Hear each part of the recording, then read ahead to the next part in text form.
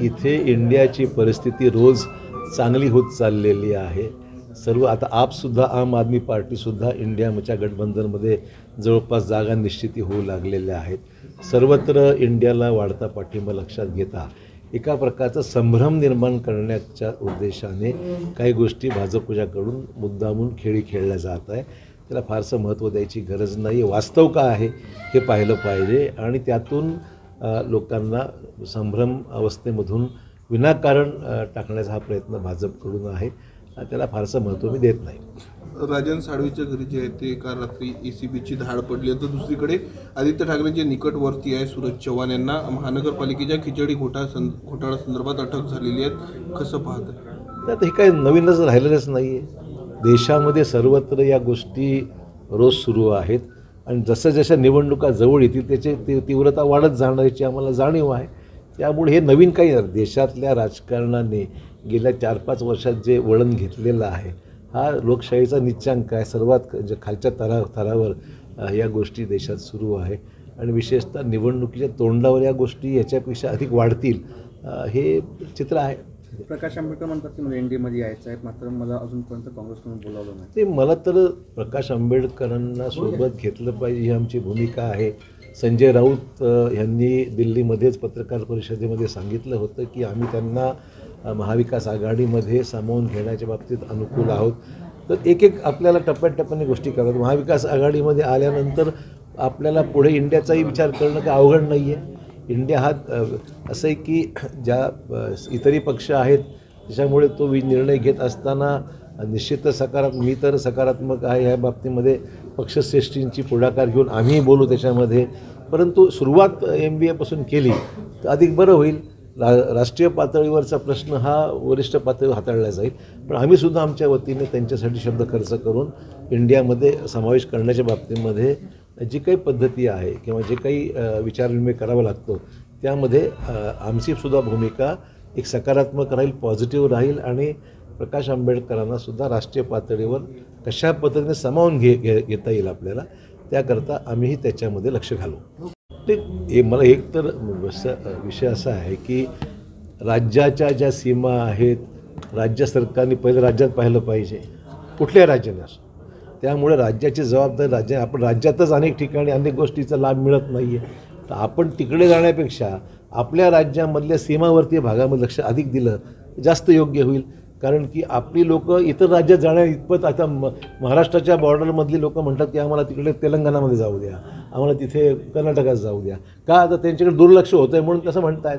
त्यामुळे मला वाटतं प्रत्येक राज्यांनी आपापल्या सीमावर्ती भागात अधिक लक्ष देण्याची गरज आहे।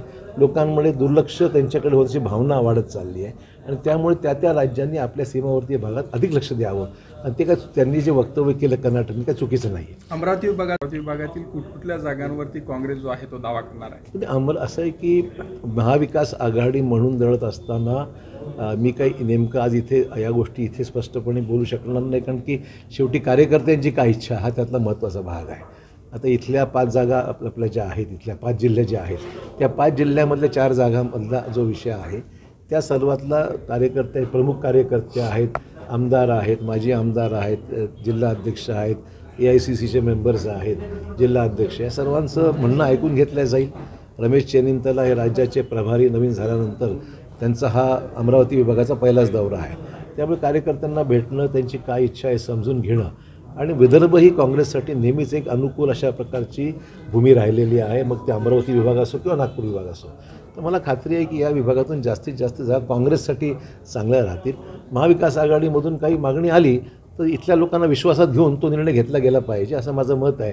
इथल्या लोकांच्या भावना समजून घेऊन कुठल्या जागा काँग्रेसला लढवाव्यात आणि कुठल्या जागा मित्रपक्षांच्या बाबतीत विचार करावा ते लोकांना विश्वासात घेऊन निर्णय घ्यावा लागेल। आता एकदम शेवटी आज सुरुवात आहे। मी सायंकाळपर्यंत लोकांचं मनोगत ऐकल्यानंतर एक अंदाज येईल काय केलं पाहिजे। हो, परंतु त्यांनी नंतर भाजपला समर्थन दिलं। हो, ते आश्चर्यजनक आहे। म्हणजे तुम्ही निवडून आमच्या समर्थनावर येता आणि काही दिवसातच काही क्षणातच तुम्ही दुसरीकडे उडी मारता, मला वाटतं हे अपेक्षित नव्हतं। त्यामुळे त्यांनी तर ज्या पक्षांनी त्यांना मदत केली ही जागा राष्ट्रवादीकडे सोडली होती त्यावेळेस काय विशिष्ट परिस्थितीमध्ये त्यांनी ती राणांना दिली। त्यामुळे काँग्रेस आणि राष्ट्रवादीच्या आणि विशेषतः काँग्रेसच्या अधिक मदतीने त्यांनी ज्यावेळेस जागा जिंकली त्यावेळेस त्यांनी किमान काँग्रेसला विश्वासात घेतल्याशिवाय कुठला निर्णय राजकीय घ्यायला नको पाहिजे होता अशी काँग्रेसजनांची अपेक्षा. काँग्रेसचे सर्व नेते कार्यकर्ते झटले, त्याच्या निवडणुकीत मदत केली. तर मला वाटतं की हे त्यांच्याकडून अपेक्षित नव्हतं आणि नाराजी आहेत काँग्रेसच्या लोकांमध्ये त्याविषयी. राष्ट्रवादीचं म्हणणं आहे की काय म्हणताय? अमरावती लोकसभेवर शिवसेनेने पण दावा केलेला आहे. आता असं दावा कोणालाही करण्यापासून आमचा विरोध नाही. शेवटी जागा कोणाला मिळते आणि कोणाकरता अनुकूल आहे आणि निवडून कोणाचा उमेदवार येऊ शकतो त्याच्यावर निर्णय व्हावा. मागणी करणं काही चुकीचं नाही. आता सगळ्या मागण्या जर एकत्रित केल्या गोळाबेरीत 80वर चालल्या त्या. राष्ट्रवादी शरद पवार लॉजिकल आर्ग्युमेंट भरपूर आहेत. मला महाविकास आघाडीमधल्या अन्य घटक पक्षांच्या विरोधात मी बोलणार नाही. पथ्य काही पाळली पाहिजेत, एकत्र राहिलं पाहिजे आणि एकोप्याच्या वातावरणामध्ये उमेदवारीचा निर्णय झाला पाहिजे. आता तुम्ही मला तिकडे जाऊन विचारणार तुमचं काय म्हणणं आहे म्हणून, मला माहिती येते. त्यामुळे माझं म्हणणं एवढंच आहे, आमची भूमिका त्यांना त्यांची भूमिका मांडू द्या, आम्ही आमची भूमिका मांडू आणि त्यातून जे ठरेल त्याप्रमाणे आपण निर्णय घेऊ. शिवसेना लोकार्पणानंतर असा मोठा दावा रवी राणांनी केला तर कसं पाहता? त्यांना काय म्हणायचं म्हणू द्या. त्यांचीच अवस्था काय आहे लोकांना माहिती आहे. राम मंदिराच्या बाबतीतला प्रश्न हा एकेकाळी थोडा वादास्पद होता. सुप्रीम कोर्टात निर्णय घेतल्यानंतर विषय तो बराचसा संपलेला आहे. भावनेचे प्रश्न निश्चित असू शकतात, मी काही नाकारत नाही. आम्हीसुद्धा रामाचे भक्त आहोत. रोज सकाळी पूजा आम्ही देवाची आम्हीही करतो. त्यामुळे राम काही फक्त भाजपची मक्तेदारी आहे का, हा खरा प्रश्न आहे. थँक्यू.